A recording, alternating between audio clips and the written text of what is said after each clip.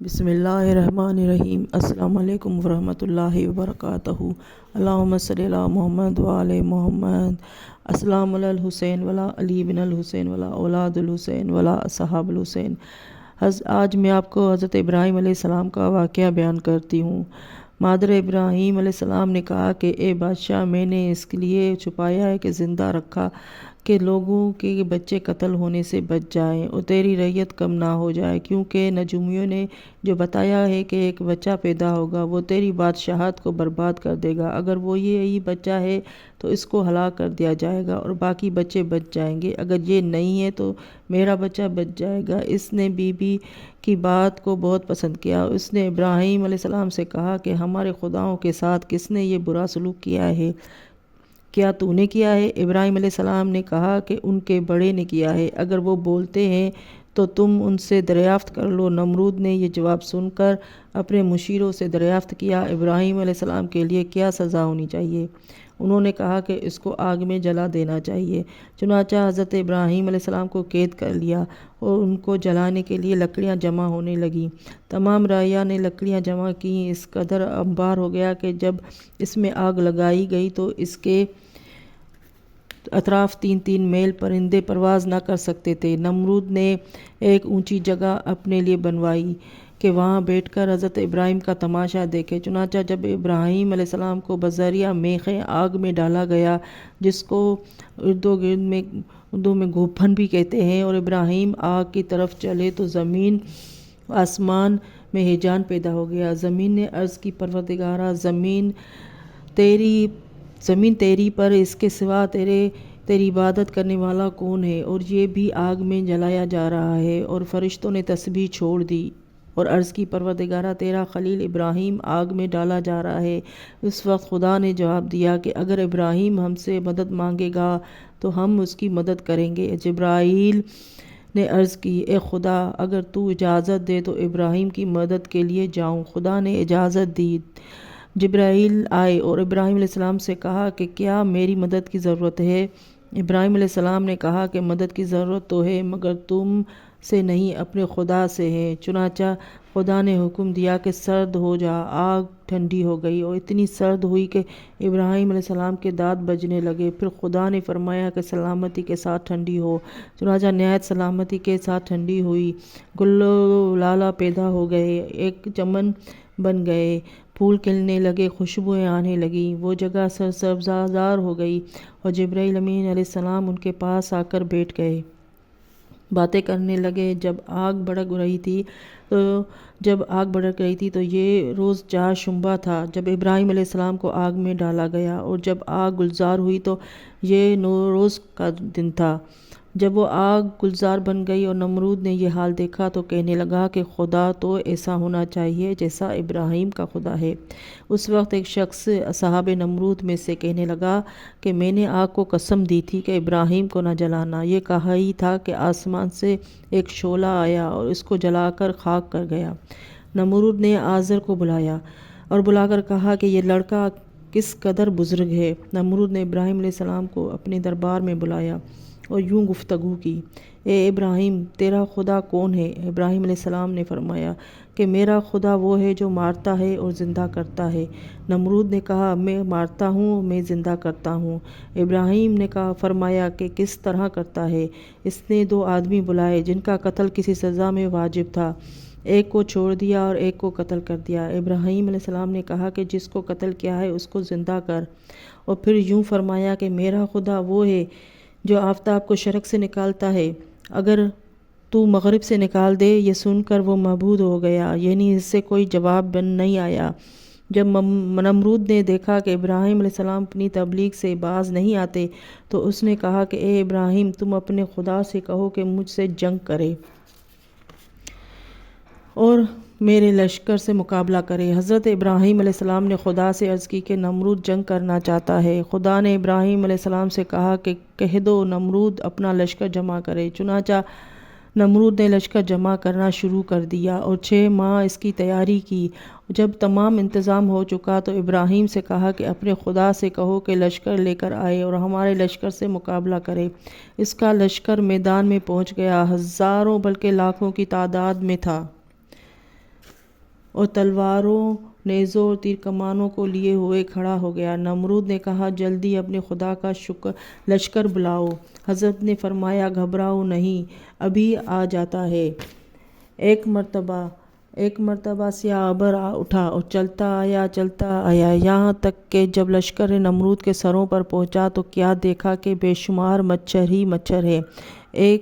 ایک سپاہی سے ہزاروں مچھر لپٹ گئے۔ ڈھال بھی بیکار، تیر کمان بھی بیکار، تلواریں بھی بیکار، نیزے بھی بیکار۔ مچھروں نے سپاہیوں کا خون چوسنا شروع کر دیا اور مچھروں نے نمرود کے لشکر کا خاتمہ کر دیا۔ ایک مچھر ذرا پیچھے رہ گیا تھا، خدا نے اس کو نمرود پر مسلط کر دیا اور وہ اس کی ناک کے ذریعے دماغ میں داخل ہو گیا اور کاٹنا شروع کر دیا۔ نمرود کو سخت تکلیف ہوتی تھی۔ جب تک اس کے سر پر کوئی چوٹ نہ لگائی جاتی آرام نہیں آتا تھا، چنانچہ اس کے سر پر روزانہ جوتیاں لگائی جاتی تھیں اور 40 سال تک یہی حال رہا۔ بالآخر اسی عذاب میں مر گیا۔ حضرت ابراہیم علیہ السلام کوفہ کے ایک شہر ساربہ میں پیدا ہوئے اور وہیں پلے بڑھے اور زمین بابل میں قیام رہا۔ جب بی بی سارہ سے نکاح ہوا تو بی بی نے تمام اپنا مال حضرت ابراہیم علیہ السلام کو دے دیا اور نہایت مالدار تھیں۔ ان کے پاس غلہ گوسفند نہایت زیادہ تعداد میں تھے۔ حضرت ابراہیم علیہ السلام نے اپنی محنت اور کوشش سے تربیت سے اس میں اور بھی اضافہ کر لیا تھا اور آپ اس قدر مالدار اور آپ کا غلہ گوسفند اتنا ہو گیا کہ ساربہ کی زمین میں ان سے بہتر کوئی نہ تھا۔ قحط سالی کی وجہ سے آپ وہاں سے مصر کی طرف روانہ ہوئے اور آپ کا ارادہ بیت المقدس جانے کا تھا۔ حضرت ابراہیم علیہ السلام حضرت لوط علیہ السلام اپنے اہل و عیال لے کر روانہ ہوئے۔ آپ نے ایک صندوق بنوایا جس میں حضرت بی بی سارہ کو بٹھایا، اپنا مال اور غلہ اپنے ساتھ لیا۔ جب اس زمین سے گزرے جہاں ایک قبط کا تسلط تھا تو اس کے کارندوں نے حضرت کو روک لیا اور کہا کہ آپ ہمارے بادشاہ کی زمین سے نہیں گزر سکتے جب تک بادشاہ کا حصہ اس میں سے ادا نہ کرے، اور انہوں نے تمام مال دیکھنا شروع کیا، بادشاہ کا حصہ جدا کرنے لگے، یہاں تک کہ صندوق کے پاس پہنچے جس میں بی بی سارہ بیٹھی تھی۔ آپ نے فرمایا کہ آپ اس کے نزدیک نہیں جا سکتے جب تک کہ میری جان باقی ہے۔ انہوں نے بادشاہ کو خبر کی۔ بادشاہ نے ابراہیم کو طلب کیا۔ جب آپ وہاں پہنچے تو اس نے صندوق کا پردہ ہٹایا، دیکھا کہ ایک حسین و جمیل عورت بیٹھی ہے۔ اس نے ارادہ کیا کہ ہاتھ بڑھائے۔ جناب ابراہیم علیہ السلام نے خدا سے دعا کی اور اس کا ہاتھ خشک ہو گیا۔ اس نے پوچھا یہ کون ہے؟ آپ نے کہا کہ میری خالہ کی لڑکی ہے۔ اس نے کہا کہ آپ دعا کریں کہ میرا ہاتھ درست ہو جائے، آپ سے معافی چاہتا ہوں۔ آپ نے دعا کی اور اس کا ہاتھ درست ہو گیا۔ اس نے حضرت ابراہیم علیہ السلام سے متاثر ہو کر اپنی لڑکی ہاجرہ آپ کو دے دی۔ یہ آپ کی بہن کی خدمت کرتی رہے گی۔ اور وہ بادشاہ آپ کو دور تک پہنچانے گیا اور کچھ مال متاع بھی دیا۔ آپ روانہ ہو کر شامات کے اوپر کے حصے میں فروکش ہوئے اور جناب لوط علیہ السلام کے نیچے کے حصے میں اتار دیا، چنانچہ آپ اسی علاقے میں آباد ہو گئے۔ آپ اور بی بی سارہ برابر اولاد کی دعا کرتے تھے۔ آپ کی بےحد تمنا تھی، مگر آپ کی عمر 70 سال سے زیادہ ہو چکی تھی، لیکن اولاد نہیں ہو رہی تھی۔ بی بی سارہ نے کہا کہ آپ ہاجرہ سے نکاح کر لیں تاکہ اولاد پیدا ہو جائے اور نسل باقی رہے۔ چنانچہ آپ نے نکاح کر لیا اور اللہ تعالیٰ نے بی بی ہاجرہ کو فرزند عطا فرمایا جس کا نام اسماعیل رکھا گیا۔ جب اسماعیل 13 سال کے ہو گئے تو اللہ تعالیٰ نے بی بی سارہ کو بھی اولاد عطا کی اور ایک بچہ پیدا ہوا جس کا نام اسحاق رکھا۔ جب اسحاق کی دودھ بڑائی ہو چکی تو بی بی سارہ نے سوکن کی اولاد کو پسند نہ کیا اور یہ سوچ کر کہ میرے بیٹے کے ساتھ دوسرے بچے کی محبت اور پھر مال و دولت میں اس کی شرکت ہوگی، اپنے شوہر جناب ابراہیم سے کہا کہ ان کو الگ کر دیجئے اور کہیں دوسری جگہ پہنچا دیجئے۔ خداوند عالم نے جناب ابراہیم علیہ السلام کو ہدایت فرمائی کہ ان کو لے کر حرم کعبہ میں پہنچا دو اور سارہ کی اس خوشی کو پورا کر دو۔ چنانچہ ایسا ہی کیا گیا۔ خدا صورت میں حال میں کچھ ہی رہی کرامات کا ظہور چاہتا تھا، کچھ اور ہی کرامت کا ظہور چاہتا تھا۔ حضرت ابراہیم علیہ السلام اپنی زوجہ ہاجرہ اپنے بیٹے اسماعیل کو لے کر زمین کعبہ پر اور وارد ہوئے اور انہیں پانی کی مشق اور کچھ کھانے پینے کی چیزیں دے کر واپس تشریف لے گئے اور پھر برابر ان کی خبر گیری کے لیے آتے رہتے تھے۔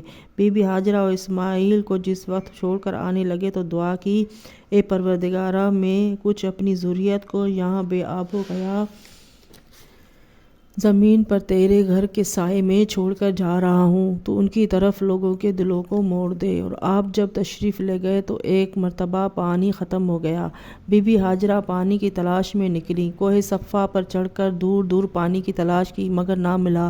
پھر کوہ صفا، کوہ مروہ دیکھا، 7 مرتبہ ایک پہاڑی سے دوسری پہاڑی تک پہنچا، تلاش میں سرگردان رہی اور آخر تک گئیں۔ ایک مرتبہ نظر پڑی تو دیکھا کہ اسماعیل کے قدموں سے ایک چشمہ جاری ہے، نہایت صاف و شفاف شیرین پانی ہے۔ دونوں نے خدا کا شکر ادا کیا اور پرندے اس پانی کی طلب میں آنے لگے اور اس پانی پر چکر لگانے لگے۔ ابراہیم نے جب دیکھا پرندے چکر لگا رہے ہیں تو وہ سمجھے یہاں ضرور پانی ہے، کیونکہ پانی کی عرب میں بہت کمی تھی۔